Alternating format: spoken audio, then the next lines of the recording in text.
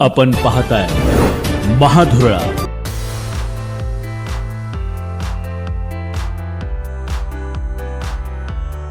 हे आहे गोकुळचं श्रीखंड. अगदी जिभेवर रेंगाळणार. जिभेवरच नाही तर मनावरही रेंगाळणार. गोकुळ श्रीखंड, मनावर रेंगाळणार. नमस्कार, महाधुरळा युट्यूब चॅनलमध्ये मी गुरु बाळमाळे आपल्या सर्वांचं मनापासून स्वागत करतोय. राष्ट्रवादीचे 22 आमदार भाजप सोबत जाणार असा खळबळजनक आरोप आमदार रोहित पाटील यांनी केला. खरं तर हा पहिला आरोप नव्हता. गेल्या काही महिन्यात ज्या काही हालचाली सुरू आहेत त्याच्यावरून सहज म्हणता येईल की पुन्हा एकदा राष्ट्रवादी पक्षात फूट पडणार का, त्याची सुरुवात झालेली आहे का? कारण उपमुख्यमंत्री अजित पवार यांच्या मृत्यूपूर्वीच असा निर्णय झाला होता की दोन्ही राष्ट्रवादी पक्षाचं विलिनीकरण करायचं, पण त्यांच्या अचानक झालेल्या मृत्यूनंतर तो विषय लांबला, बाजूला पडला. पण हे सगळं होत असताना राष्ट्रवादीचे दोन नेते सतत संशयाच्या भोवऱ्यात आपल्याला दिसतात. ते म्हणजे प्रदेशाध्यक्ष सुनील तटकरे आणि कार्याध्यक्ष प्रफुल्ल पटेल. या दोघांची एक बाजू आणि पवार कुटुंबाची दुसरी बाजू, या दोघात आता संघर्ष हळूहळू सुरू झाला. याच संघर्षाचा परिपाक होणार, राष्ट्रवादी पक्ष फुटणार. रोहित पवारांचा आरोप आहे की विधानसभेला आता 22 आमदार हे भाजप सोबत जाणार. कुठंतरी धूर येत असणार, त्याशिवाय अशी चर्चा असा आरोप होणार नाही. कारण गेल्या काही महिन्यात ज्या काही हालचाली सुरू आहेत, एकीकडे पार्थ पवारांना या पक्षावर आपलं वर्चस्व सिद्ध करायचं आहे आणि दुसरीकडं तटकरे आणि पटेल या दोघांनाही हा पक्ष आपल्या ताब्यात ठेवायचा आहे आणि तिसरीकडं या दोघांच्या माध्यमातून भाजपला या पक्षाला खेळवायचा आहे. म्हणजे राष्ट्रवादी पक्ष भाजपच्या तालावर नाचला पाहिजे, याच भूमिकेतून सध्या विविध पद्धतीनं हालचाली सुरू आहेत आणि दोर पटेल आणि तटकरेंचे दोर भाजपच्या हातात असल्यामुळं राष्ट्रवादी पक्षाच्या मर्यादा निश्चितपणे आपल्याला दिसतील. कारण आता बाहुली म्हणून राष्ट्रवादी पक्ष आपल्या तालावर नाचावा, याच पद्धतीनं सध्या हालचाली सुरू आहेत. निवडणुकीला अजून अवकाश आहे, 3 वर्षे आहेत विधानसभा लोकसभेला. त्यामुळं 22 आमदार फुटणार आहे आजचा आरोप असला तरी 3 वर्षानंतर आणखी काय होणार? राष्ट्रवादी पक्षच फुटणार का?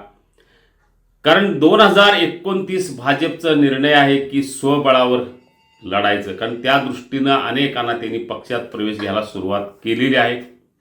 वेळ आहे, पण त्याची तयारी आत्तापासून सुरू झालेली आहे. कारण विधानसभा निवडणूक 2029 असू दे किंवा लोकसभा 2029 स्वबळावर लढण्यासाठी ताकदीचे निवडून येणारे उमेदवार त्यांना प्रत्येक मतदारसंघात हवे आहेत आणि त्याच दृष्टीनं त्यांनी आता शिंदे सेना आणि राष्ट्रवादी या दोन्ही पक्षावर लक्ष ठेवलेलं आहे. कोण येऊ शकतात, कोण ताकदीचा आहे याचा अंदाज सुरू आहे. याचाच एक भाग म्हणून कदाचित 22 आमदारांच्यावर त्यांनी लक्ष ठेवलं असणार आणि त्याची सूत्र पटेल आणि तटकरे यांच्याकडे दिला असणार.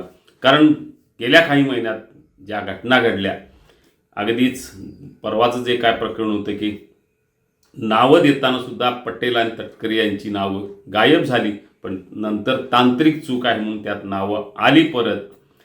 ही किरकोळ चूक नव्हती, हा खरं तर डावच होता, पण तो अंगलट येणार म्हणल्यानंतर त्यामध्ये दुरुस्ती झालेली आहे.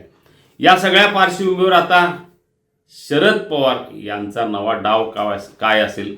कारण राष्ट्रवादीवर सुप्रिया सुळे किंवा रोहित पवार यांचं वर्चस्व येऊ नये म्हणून तर घाईघाईनं उपमुख्यमंत्रीपद सुनेत्रा पवार यांना देत दोन्ही राष्ट्रवादीचं विलिनीकरण टाळण्यात पटेल आणि तटकरे यांना यश आलेलं आहे.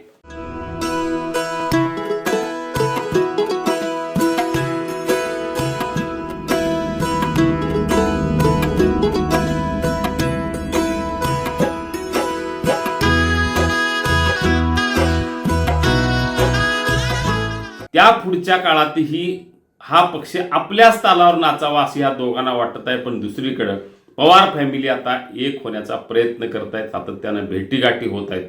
या सगळ्या पार्श्वभूमीवर दोन्ही राष्ट्रवादी एकत्र येणार का, त्याची चर्चा सुरू असतानाच आता मूळ जो राष्ट्रवादी पक्ष आहे त्यातच फूट पाडण्याचे प्रयत्न सुरू झालेले आहेत. एकूणच एकदा राष्ट्रवादी फोडली, एकदा शिवसेना फोडला, त्याचा फायदा भाजपला भरपूर झाला, सहज सत्ता आली. आता पुन्हा त्या दोन्ही पक्षाची ताकद वाढू द्यायची नाही, हेच सूत्र भाजपचं असणार हे नक्की आहे. कारण हे राजकारण आहे.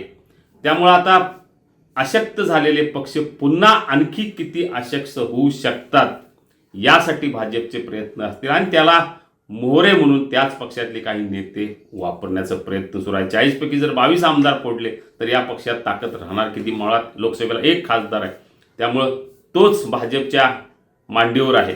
त्यामुळे भाजप जे सांगेल तेच तटकरे करतात, पटेल करतात. कारण दोरी भाजपच्या हातात आहे त्या दोघांची. यामुळे आता पटेल एका बाजूला, तटकरे त्यांच्यासोबत आणि पार्थ पवार आणि पवार फॅमिली दुसऱ्या बाजूला, असं एक राजकारण राष्ट्रवादीत सुरू झालेलं आहे. खरं तर ही कशाची नांदी आहे? 3 वर्षानंतर ज्या निवडणुका होणार, लोकसभा आणि विधानसभा, त्यामध्ये भाजप प्रबळ होण्यासाठी या 2 पक्षात फूट पाडणार हे नक्की आहे.